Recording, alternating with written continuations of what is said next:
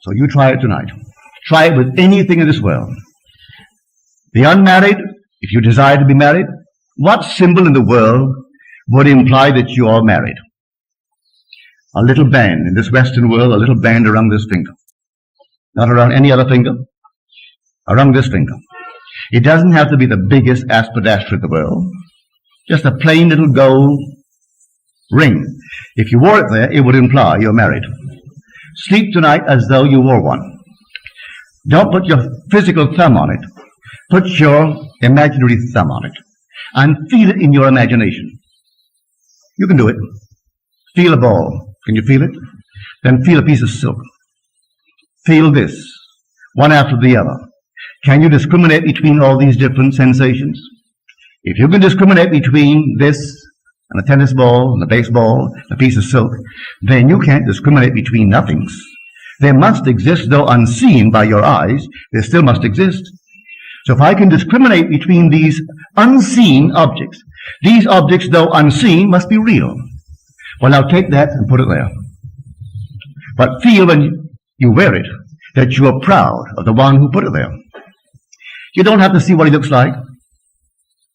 When it's put there, you'll be proud of his name, to bear it, and you'll be proud of him. Just put it there. You know why I know that? My wife did it. She did it. Actually, she did it. One day she was in the presence of a so-called sensitive. And this one said to her, "Why did you take off your wedding ring?" She said, "I am not married." "Oh," she said, "don't fool me. You took off your wedding ring." She said, "But I'm not married." She said, "I'll even tell you his name." And she started off with never. She didn't quite get it, but she was coming very, very close to it. She was actually sensing what my wife in consciousness was feeling. When I first met her, I wanted her the very first day I knew her. I wanted to marry her. But I was entangled. Was I entangled? But by this law, I disentangled myself. Without hurting anyone, I disengaged myself from all these complexities so that I could actually legitimately say, "Will you marry me?" But in the meanwhile, she was wearing the ring. I hadn't yet put it there, but she allowed me to put it there and slept as though I had put it there. So I tell you, unmarried ladies, if you desire to be married, maybe you don't. If you do, that's the way to do it. And it'll come out of the nowhere. You don't have to go and buy anyone or try to meet the right people. Usually when you try to meet the right one, he's always the wrong one. So don't go searching. Those who go searching for love only make manifest their own lovelessness. And the loveless never find love. Only the loving find love, and they never have to seek for it. So you fall in love, you don't have to seek for it. You draw them. They come to you. So here, this is the power of which I speak. The power of the universe, the power that created and sustains the universe, is resident in you as your own wonderful human imagination. That's God. Don't forget it. I know it's difficult when man has been trained to believe in an external God. And he goes to church and gets on his knees and he prays to an external God. And he goes home at night, maybe he does say his prayers, and he gets down on his knees and he prays to an external God. All right, maybe that's a nice thing for someone to do. But I tell you, he isn't out there at all. You won't be criticized for it, but he is within you. Very personal, may I tell you. He is very, very personal. And within you. When you're told in Scripture, of the rock that begot us, we are unmindful. And that seems to be all a figure of speech on how true that thing is. One night, sitting in the silence, rather it was an afternoon, I was thinking of nothing in particular, and suddenly before my eyes came this quartz, an enormous quartz. As I looked at it, it fragmented itself, broke into numberless little pieces, and then it reassembled itself. As it reassembled itself, it was not into a quartz, but into a man, seated in the lotus posture. I'm looking at this man, all seated now, perfect man. As I looked at him, I'm looking at myself. Here I am, the perceiver, observing myself, seated in the lotus posture. This deep, deep meditation. And as I became aware that I'm looking at myself, it began to glow. And it glowed and glowed and glowed. When it reached the intensity of luminosity, it exploded. And then I returned to this level. Where did I see him? Within me. That being is meditating this.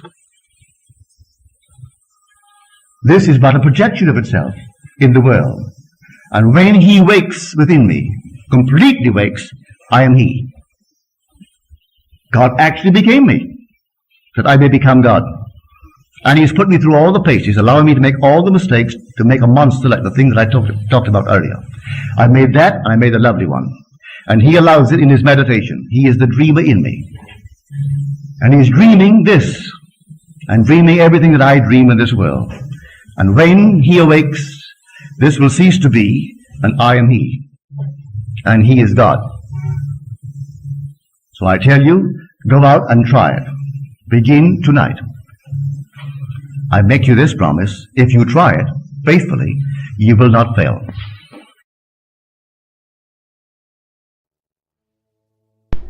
Hello and welcome to the channel Neville Goddard.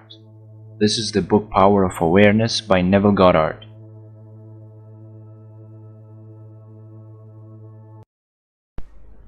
Power of Awareness, Chapter 2, Consciousness.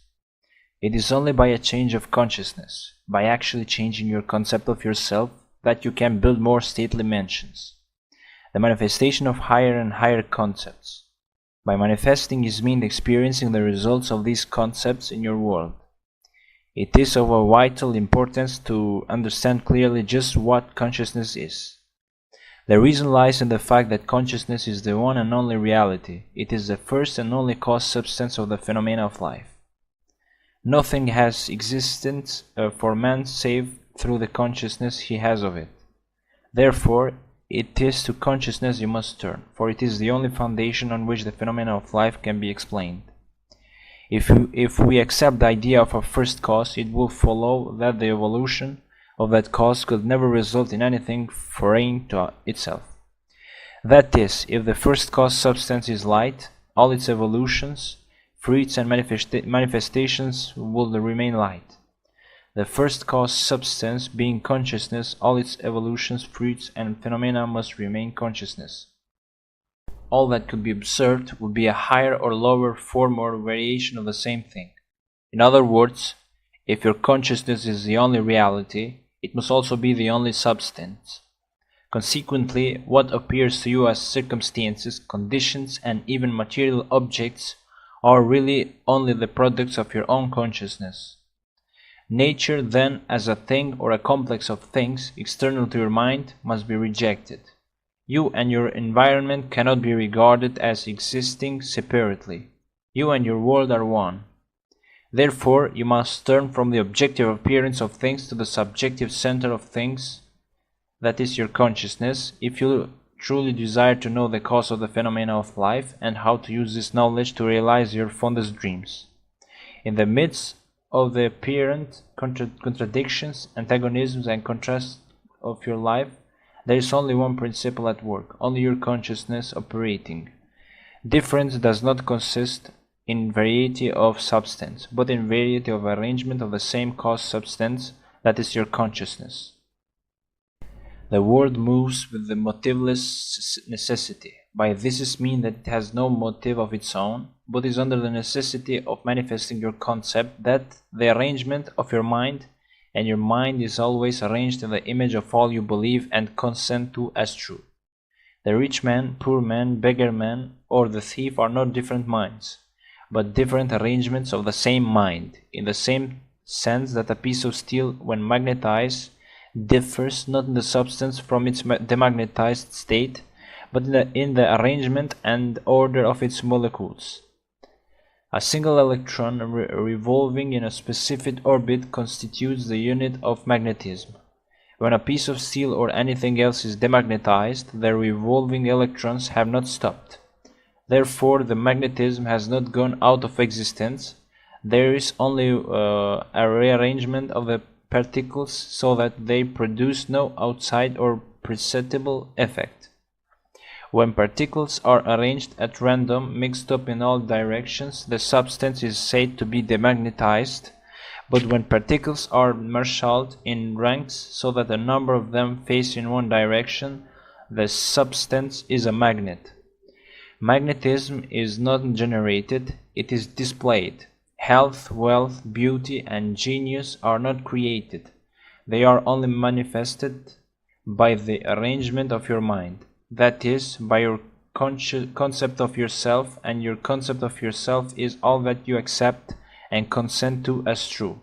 What you consent to can only be discovered by an uncritical observation of your reactions to life.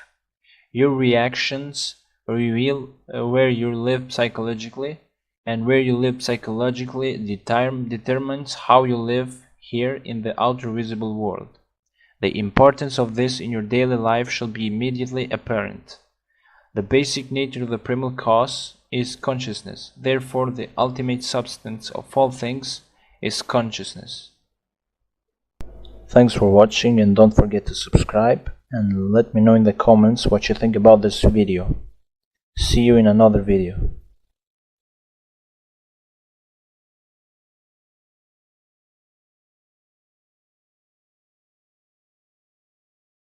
My old friend taught me that lesson vividly back in 1933.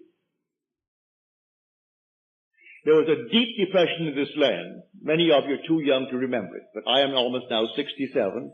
And I went through the deep depression back in New York City. I was a dancer. And who would pay a dancer when they couldn't eat? All the theaters were closed. I don't think more than 3 theaters out of 50 were open in Times Square. So who wanted the dancer? I would have danced for anything, for a meal. And no one wanted to pay a dancer. So what would I do? I wanted to go to my little island called Barbados. And I had no money. But when I said no money, I mean no money.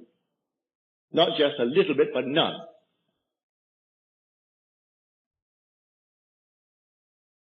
I said to my friend Abdullah, Ab, I would love to go to Barbados.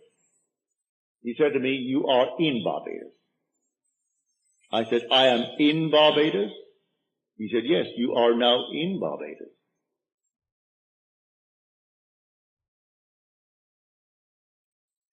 I didn't quite understand what he was telling me. I learned it afterwards. He was telling me that if I want something, I must now, at that moment that I want it, assume that I have it.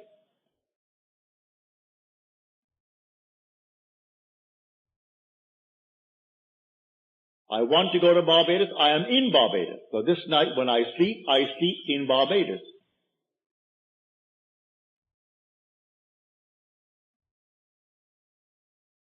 How?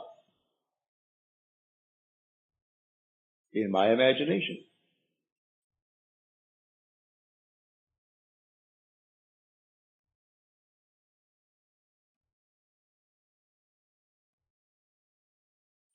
And how do I know I'm there? Think of New York City, where physically I'm sleeping, and see it to my north, 2,000 miles, northwest of where I am in Barbados.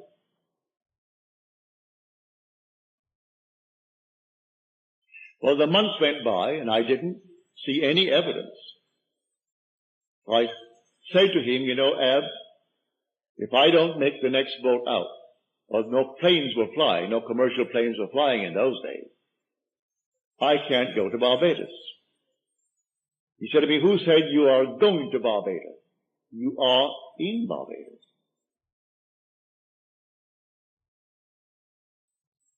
We can't discuss how you're going to Barbados when you are already in Barbados.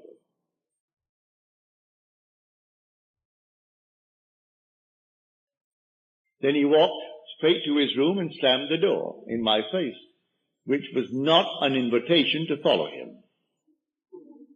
If you knew him, that's how he taught me.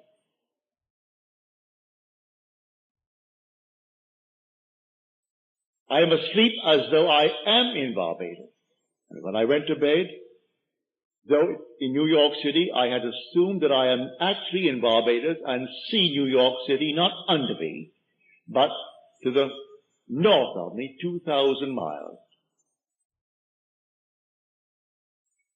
And I woke within 48 hours after that moment, and under my door was a letter from my brother Victor.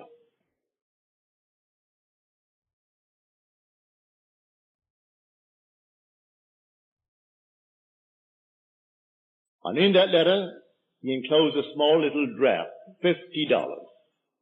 He said, I have told the steamship company, the Furnace Whitty Company, to issue you a ticket and charge it to me. The $50 is simply if you want some little thing like a suit of clothes. In those days you could buy a suit for $12, a fairly decent suit. You could buy a pair of shoes for $3.50 or $4. But he said the $50 just for anything you may need to get aboard the ship. But sign the chits, I'll meet the ship and pay all expenses, and I will pay all the tips. So it's not for tips aboard the ship. I went down to the place and I told them what my letter said. I read my letter to them. They said, Mr. Goddard, we only have steerage from now on. But when we get to St. Thomas, the Virgin Islands, you may have first class because someone disembarks in St. Thomas. I accepted it. I went back to my friend Abdullah and I told him, Ab, it worked. I'm going on the 6th of December, but I have to go steerage until we hit St. Thomas, and then we go first class to Barbados. You know what he said to me? He said, who is talking of going to Barbados? You have gone to Barbados and you went first class. Well, what are you going to do with a man like that? I went straight to the boat on the morning of the 6th, expecting I would go steerage to the Virgin Islands, when the man said to me, Mr. Goddard, we have a nice surprise for you. We had a cancellation, and so now you're going first class. He wasn't surprised. I wouldn't even call him to tell him, because he was not given that way. He was trying to teach me a lesson. You believe in God, believe in me also. Well, the one speaking is God. It's the God in you, your own wonderful human imagination. If you say, I believe in God, everyone here believes in God, but do you believe in your own wonderful human imagination as God?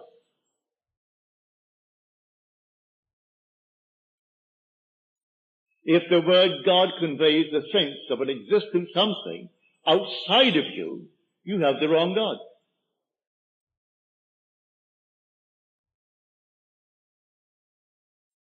Because you are the temple of the living God, and the Spirit of God dwells in you. Well, if He is in me, find out who He is and where He is. Well, I have found Him to be my own wonderful human imagination. That's the God in me. It's the God in you.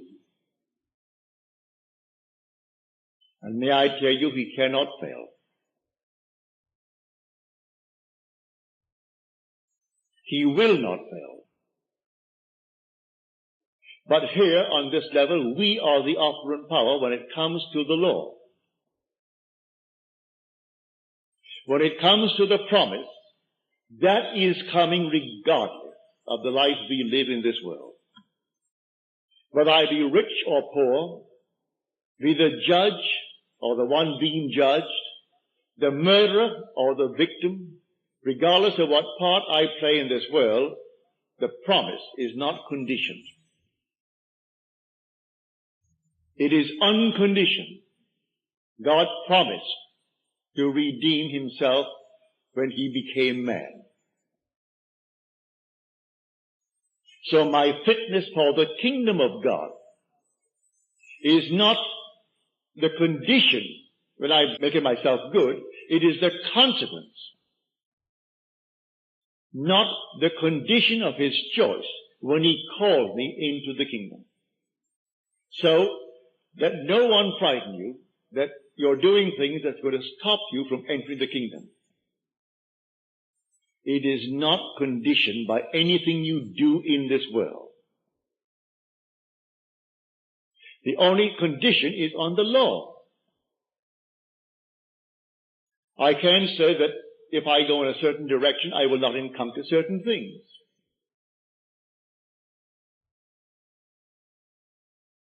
If I dare to assume that I am what I want to be, and I am faithful to that assumption, it will come to pass.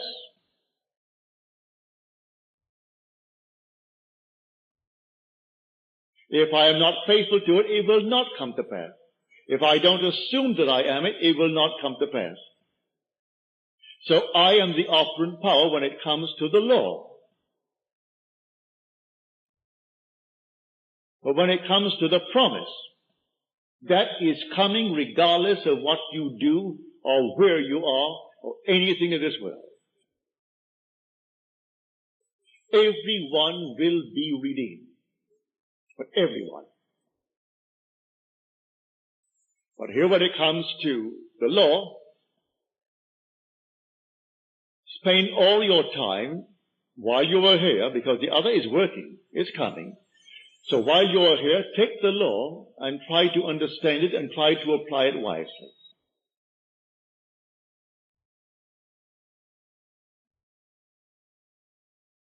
Why not live well?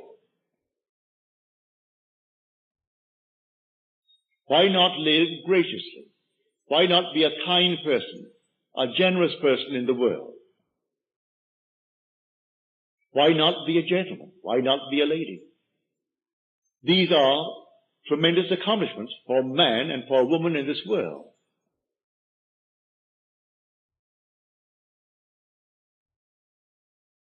So I say to everyone, while you are here, find out what the law is all about. Because you can't deceive yourself, because the law will not allow you to. As you reap the things in this world, you may deny that you planted them, but it couldn't happen by accident.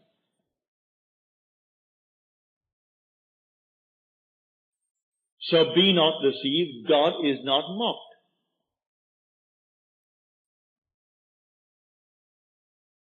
For as a man sows, so shall he reap, and he's reaping everything morning, noon, and night. I may not remember my sowing and deny the harvest that is mine, but it's there and I've got to accept it.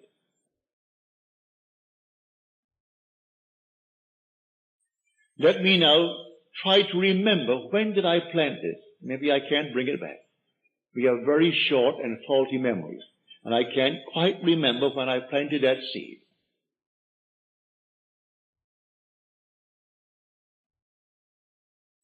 Why, the morning's paper, as you read these horrible stories, would tell you when you planted it. You do not know the characters spoken of in the paper, yet you react.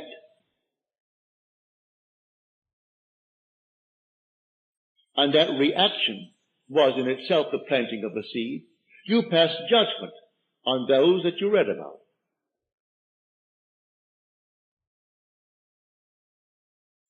You read the gossip of the paper and you're passing judgment. And all of your imaginary reactions are planting seeds. Instead of spending your wonderful time and investing it by, say, reading the Bible or reading a poem, read something that is altogether lovely, we spend our time on the paper or the radio bulletin or the TV.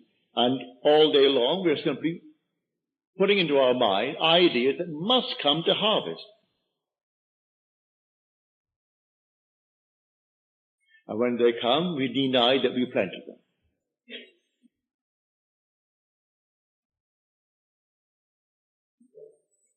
But here, on this principle of the law, you can be what you want to be in this world. I don't care what the world will tell you. You can start from scratch.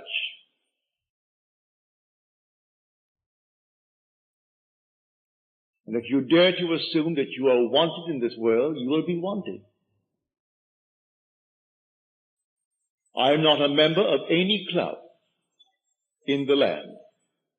And yet, here I am an American citizen today by adoption. And yet, wonderful men and women in this land have never been allowed to enter certain clubs. I'm speaking of clubs I know well back in New York City. And yet, I, a stranger, have gone as an honored guest to almost every one of them. Because I never barred myself.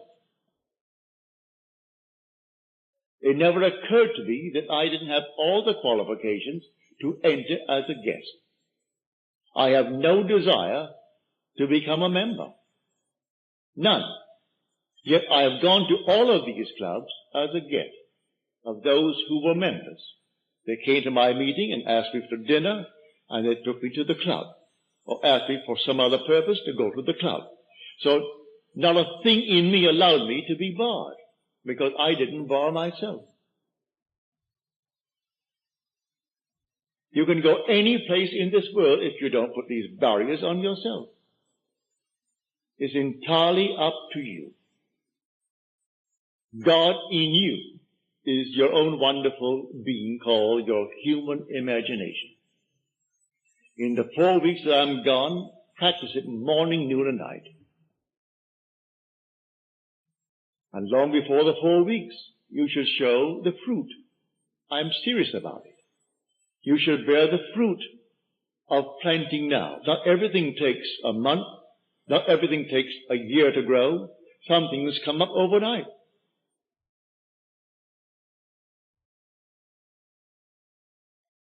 And you can plant it now, this very moment, by daring to believe that you are what at the moment reason denies and your senses deny. And actually feeling.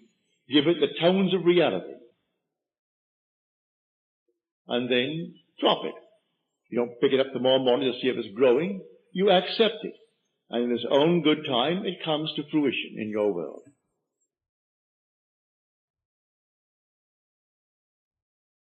That is the law.